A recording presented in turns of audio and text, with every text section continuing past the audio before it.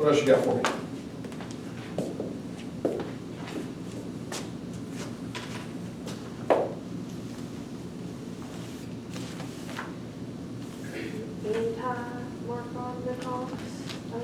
Something. Uh-huh. Yeah. Yeah, so we learned that there was a thing called anti-Markovnikov addition. Yeah. Right, so if I take, for example, this alkene, and I add water across the double bond with water and sulfuric acid, I get this alcohol. I get the Markovnikov alcohol. But I could also take this and I can do that two-step process, the Hydrobritian Oxidation sequence. And what I get is this alcohol. This is the anti-Markovnikov alcohol. That's why I need two different sets of reagents. Maybe I want this alcohol, or maybe I want this alcohol. Have to be able to do that. This one goes through a carbocation, so I have to worry about rearrangements. This one does not go through a carbocation. No rearrangements are possible. So this could, rearrangements are possible. Rearrangements, not possible. With the anti-Markovnikov reaction.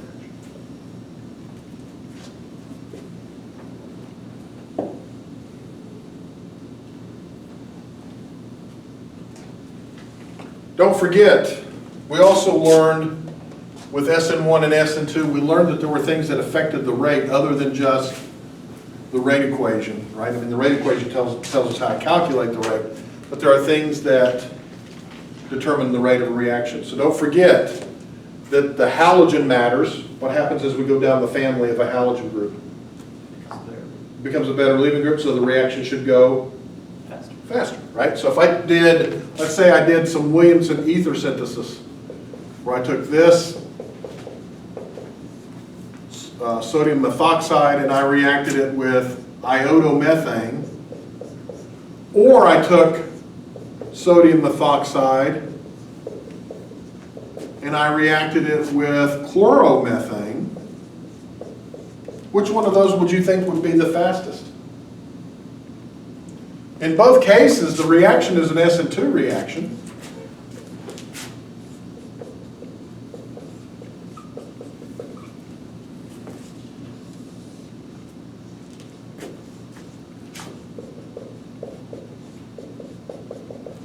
Here I would get, of course, sodium iodide, and here I would get sodium chloride.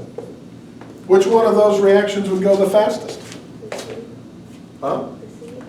The Cl? So if I look at the family, where is Cl with respect to iodine?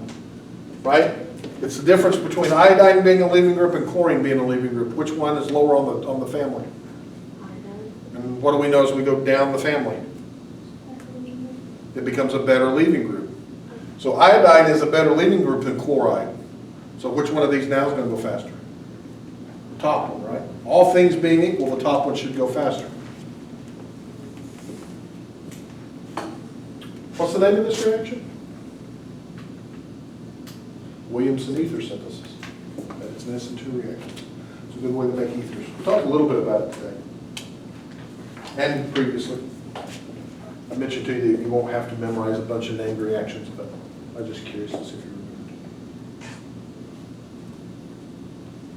What else you got for me? So, how would you determine the solubility of substances that do not have OH groups? If that makes any sense. For the purposes of this exam, solubility will be limited to oxygen atoms. Okay. There are ways to figure out whether or not put something with nitrogens and all that, but we're going to focus only on alcohols. Right? So what was the rule of solubility? So if I have an alcohol, would you expect that to be soluble or insoluble? Soluble. And why would I expect it to be soluble? I've got one OH that can form hydrogen bonds, and I've got 1, 2, 3, 4, 5 carbons. Remember, it's the 5 carbon rule. If I have 5 carbons or less for every OH, I would expect it to be soluble in water.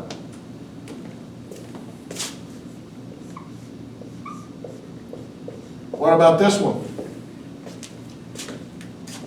How many OHs do I have? I've got 1. And how many carbons do I have?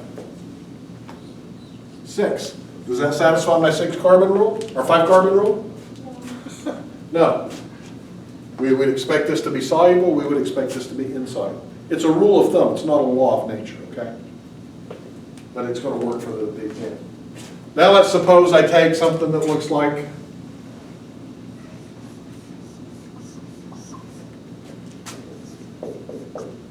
soluble or insoluble? No, not soluble. Too many carbons, right?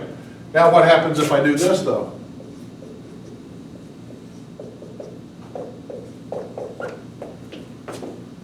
How many OHs do I have? I've got 4 OHs.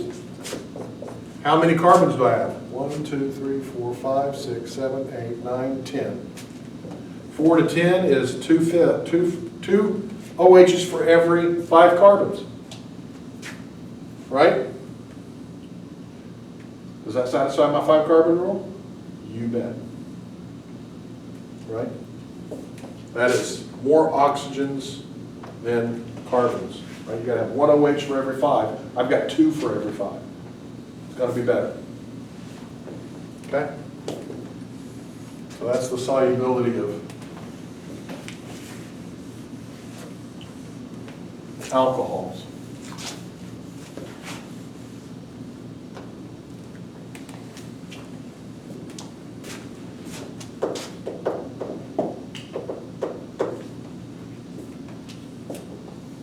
Got about 10 more minutes or so. What you got for me?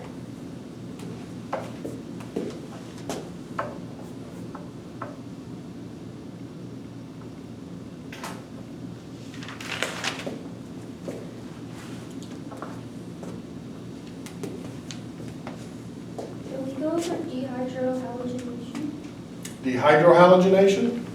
Yeah. So if we have an alkyl halide, let's just say it's bromine. I can remove HBr and get an alkene. I find my carbon that carries the bromine, that's called the alpha carbon, and I look at the beta carbons. And I've got 2 beta carbons. I've got one here and one here, and they happen to be identical, so I'm just going to pick on one of them. Okay? But that doesn't happen by itself. What do I need? I can put that in a bottle and it'll just stay there. What do I need? I need something to make that happen. I'm removing HBr. What kind of reagent is HBr? It's an acid. What do acids react with? Bases. So I need a base to do this, right? And so I need something that is going to be a good base.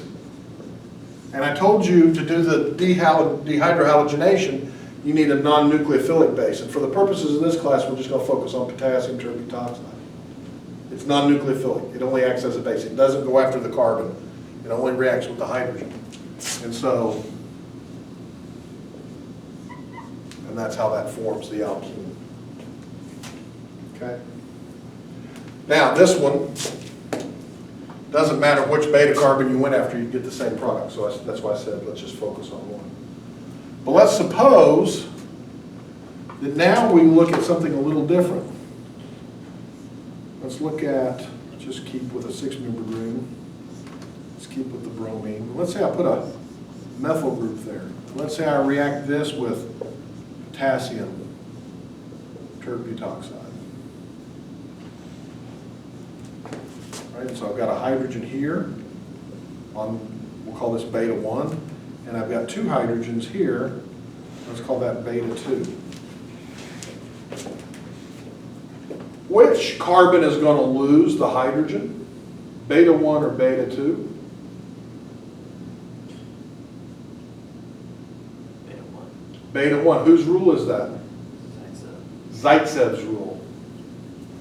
Zaitsev's rule states that the beta carbon with the least hydrogens, but it has to have at least one, but the beta carbon with the least number of hydrogens is going to lose it.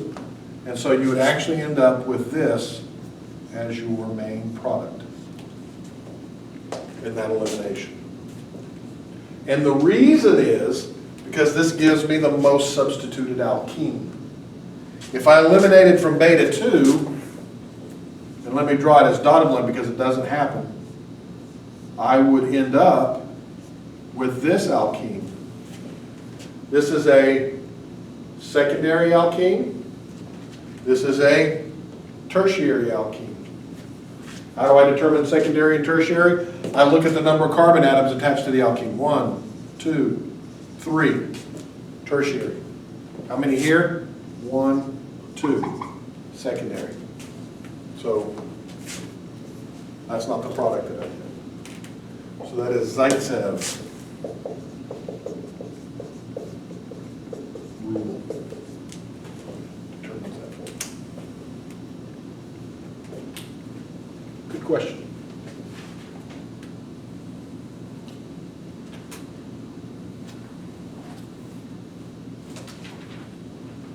What else you got for me?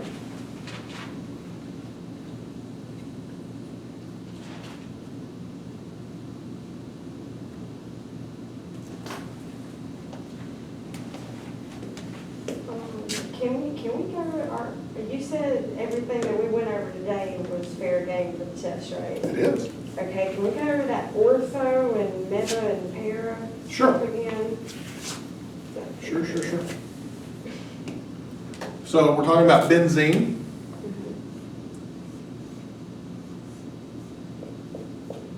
And if I have a group on benzene, let's just do bromo, we would call that bromobenzene.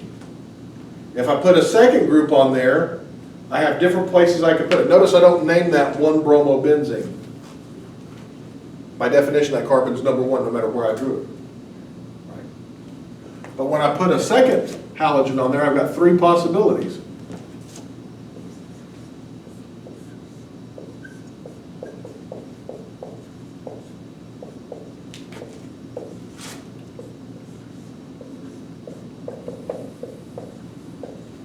Those are the only 3 dibromobenzenes I can have. Right? If I try to put another one on this carbon, move that over here, it becomes this one. Right? So there's only 3 unique dibromobenzenes. You can name this 1,2 dibromobenzene. You can name this 1,3 dibromobenzene, and you can name this 1,4 dibromobenzene.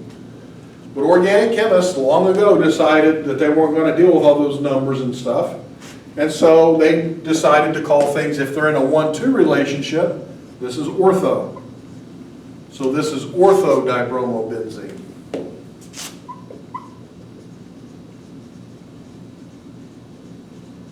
Sometimes it's abbreviated as O-dibromobenzene. What is this one? Meta, and this one is para. Ortho, meta, and para. So things that are ortho are in a 1,2 relationship.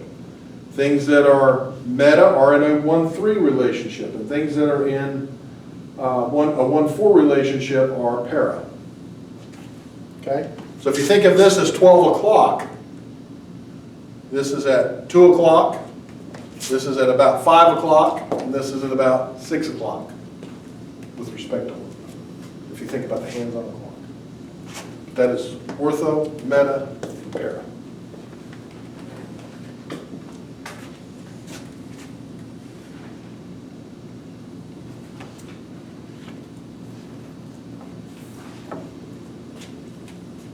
What else you got for me?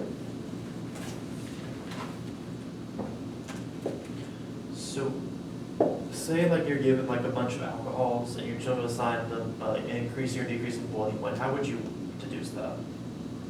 Well, usually what you do is you look at to see first whether or not they're about the same size in terms of number of carbons. And if they're about the same number of carbons, then you ask yourself, is it primary, secondary, or tertiary? And what we know is that primary can form better hydrogen bonds than secondary, and secondary can form better hydrogen bonds than tertiary. And the stronger the hydrogen bonds we have, the higher the boiling point. Okay, so typically for alcohols that are about the same molecular weight, a primary will have a little higher boiling point than a secondary and a tertiary.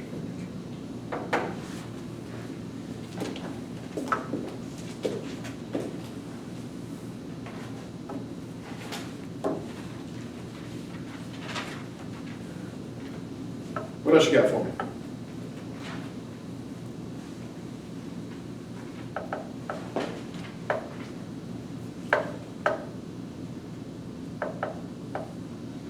How does the synthesis of alcohol work? Or are we really not gonna go into that much? Well, we talked about it a little bit. We can add water across a double bond. Right, but there was a part in the book where we talked about going from 1 propanol to 2 propanol. It's like, how would we, How would we go from 1 propanol to 2 propanol? Yeah. That's an interesting question. Right, that was a problem in the book.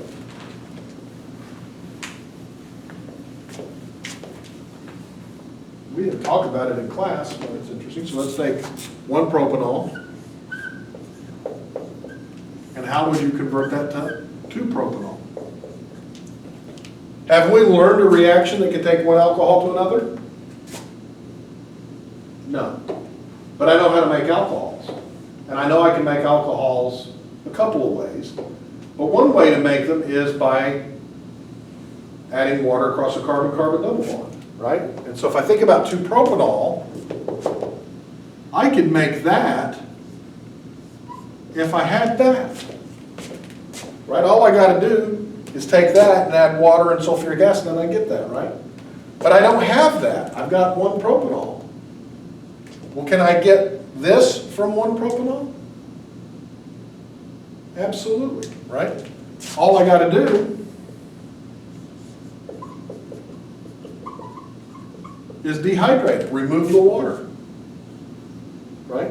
I can remove the water, I get that, and then all I do is take a little bit of sulfuric acid, add a lot of water, and I can get the other alcohol. This is called functional group transposition. Don't worry about the name, don't write it down, you'll never be tested on that, okay? But it's how you can move one functional group from one place to another. There's a lot of ways to do it, but this is how you do it with alcohols.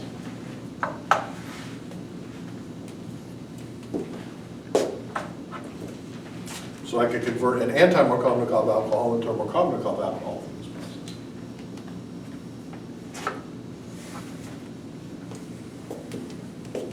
process. Last call.